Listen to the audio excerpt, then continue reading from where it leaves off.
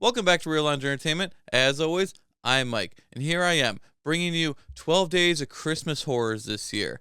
Now, if you watched this last year, I brought you 25 days of Christmas horrors, and that was 25 Christmas horror movies I reviewed. Some of them really good, some of them really bad. So when doing this year's countdown, if you don't see any movies that you think should be on here, check out last year's. I'll put a link in the description, so make sure you watch last year's 25 Days of Christmas Horrors, and then follow us this year as I cover 12 Christmas horror movies that I didn't cover last year. In fact, let's look back on some of the memories from last year.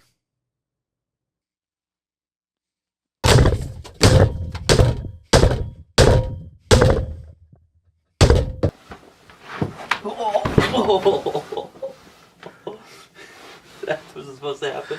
Like, look, this is all I gotta do. Look, I'm walking around.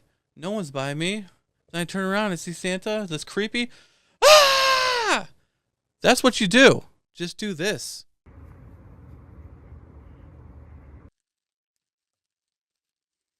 What the heck? No matter if he was angry, happy, sad, excited, his voice never changed. It was like, might as well be watching a piece of wood. Hey, I'm Grizzly Adams, and I resent that. Well, I resent you in this movie. It's me.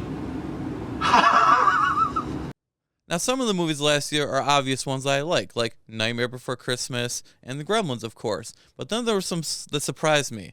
The Advent Calendar was really, really good.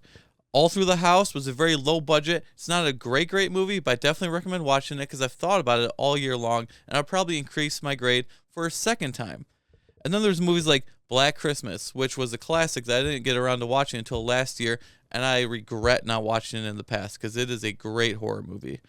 Another one I never heard of until I watched last year, Whoever Slew Auntie Roo, was a hidden gem if you ask me. I've never heard anyone talk about it. But if you like horror movies and old movies, definitely give that one a try. And Christmas, Bloody Christmas, which was so well written, at least the first half. I definitely recommend watching that one, just at least for the first half to get that great writing that's almost like Kevin Smith style.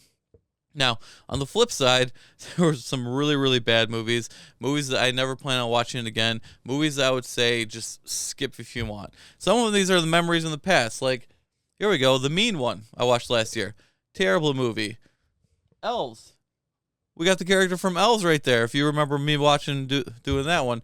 Terrible movie. I think I gave it a 0.5 or a 0 because it was just horrible. And Ginger Dead Man right here in the back. These are props I used last year for some of these reviews, and those movies were terrible. I don't know how Ginger Dead Man's still here, because if you remember last year, I beat him down with a pan.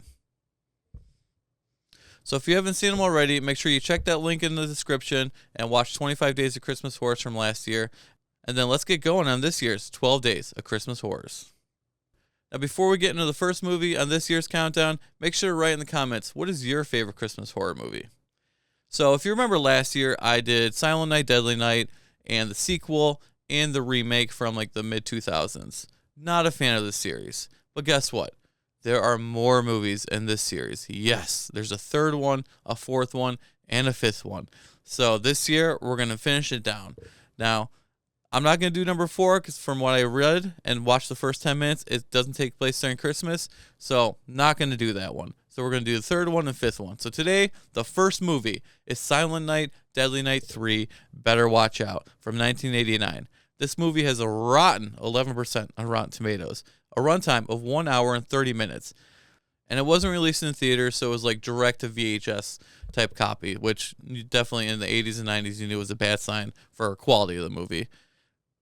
And since the rest of these movies didn't really do it for me, I mean, the first one's okay, I guess. I have no faith going in this movie whatsoever. And the movie basically delivered on that. Now, the first one is okay. The second one was almost like half the movie was just scenes from the first one. So, can we do better than that one? Yeah, we can do a little better. This one follows a character named Laura. She's a blind girl who is part of some sort of experiment at a doctor's office with like sleeping and dreams because she might have some like psychic abilities and be able to see the future or something like that. And in the other room, we have Ricky. Yes, Ricky, the killer from the second movie who died at the end of the movie, but for some reason they're keeping him alive. Now, look at this. Yes, that is Bill Moseley, the great actor Bill Moseley. He plays Ricky, but he's basically been in a coma for 5 or 6 years, but they've been keeping him alive for some strange reason. And look at his head. They have like a brain bowl glass thing so you can see his brain. All this work, all this expense, who's paying this bill to keep a serial killer alive? For what purpose do we need this? Not really explained, but that's besides the point. We got Bill Moseley in the movie, but unfortunately for him, they didn't really give him much to do because he doesn't really talk in this movie, and he just kind of mumbles or fumbles around town, slowly walking in his, get up from the doctor's office. So Laura basically starts having these really bad nightmares when she's dreaming, and she sees some of the stuff that Ricky experienced, even though it's not really Ricky, it's more Billy's memories. Once again, a problem with the other movies. We have this dream sequence where she's running down this white wall. It's like the whitest building you've ever seen in your life, getting chased by Ricky. He's like cutting her. And then we get this weird sequence with Santa. He's like in the white room. He's sitting on his throne, all this Christmas stuff around him. And then she's not afraid anymore, even though she's being chased by somebody who's trying to get her. And she's like, I want a doll. I want this. And immediately goes to this. So weird sequence. But after the sequence, she gets scared again. We get some brain activity out of Ricky showing that he's going to be waking up soon. And basically she realizes she doesn't want to be part of the experiment anymore and tells the doctor, and she's going to leave. So doctor basically says, just come back after the Christmas vacation and we'll try again. Or at least let me talk to you and try to get you to come back. So her goal is she's going to meet up with her brother, and they're going to go to their grandma's house with his girlfriend. And then all of a sudden, Ricky wakes up in the other room, goes on a little killing spree. The doctor, the nurse, some stuff that was predicted by Laura in one of her dreams, and including this horrible worker, secretary behind the desk. We get to see the envisionment of, what's going to happen to her, and then we basically see it actually happen. Not going to say she didn't deserve it. I mean, I guess she wasn't a horrible person, but she is kind of a B, if I'm, you know what I'm saying. All right, so Laura and them, they're on their way to the grandma's house. Bill Moseley, Ricky, wakes up, goes on a spree, and then he is also like psychically connected now. So he also is trying to get to their grandma's house. Why? I don't know, just because he saw it in his brain or something like that. So the doctor is also now trying to chase after Ricky and catch him because he wants to use, I don't know, mind control or something. Not really explained, but that's kind of what I get from this movie. So the others are on their way to grandma's house. Ricky, who is in his hospital gown, stuff like that, gets picked up by a hitchhiker. Like he's hitchhiking, has no pants on, gown, a brain bowl or whatever, and some guy actually stops and picks him up. It goes a little bit something like this. Now, I don't really pick up hitchhikers, but there's something about you. I think I can trust you. Hop on in. Yeah, who does that? This guy deserves what is going to happen to him in this movie. Exactly. Seriously, look at this.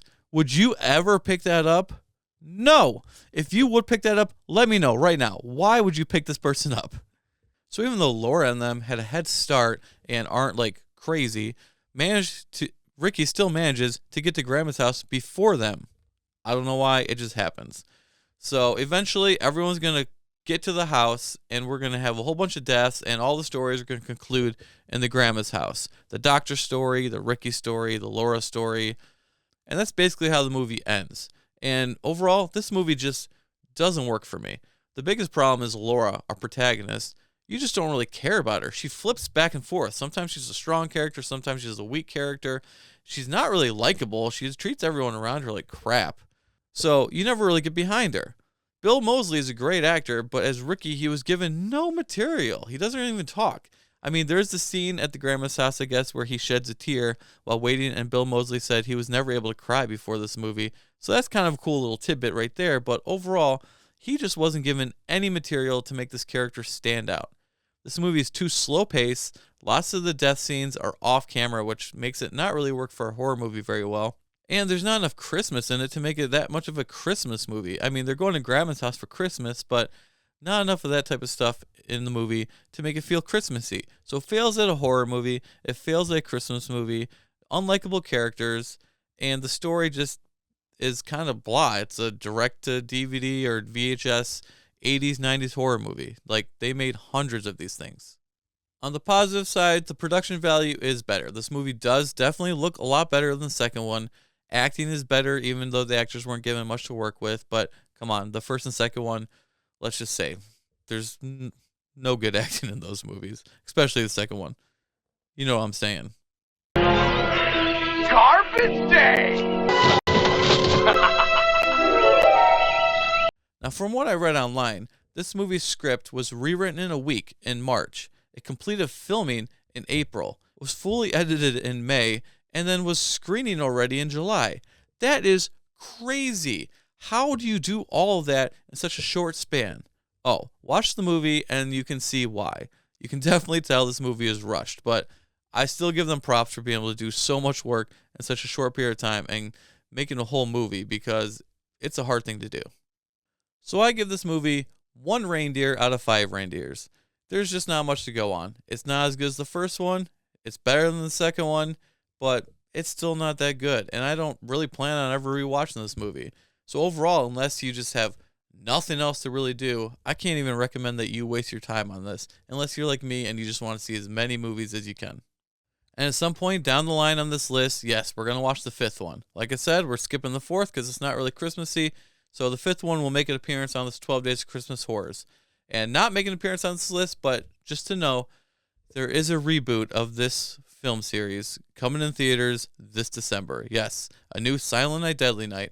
Now, I have high hopes that it will be the best one in the series. I don't see how it cannot be the best one in the series at this point.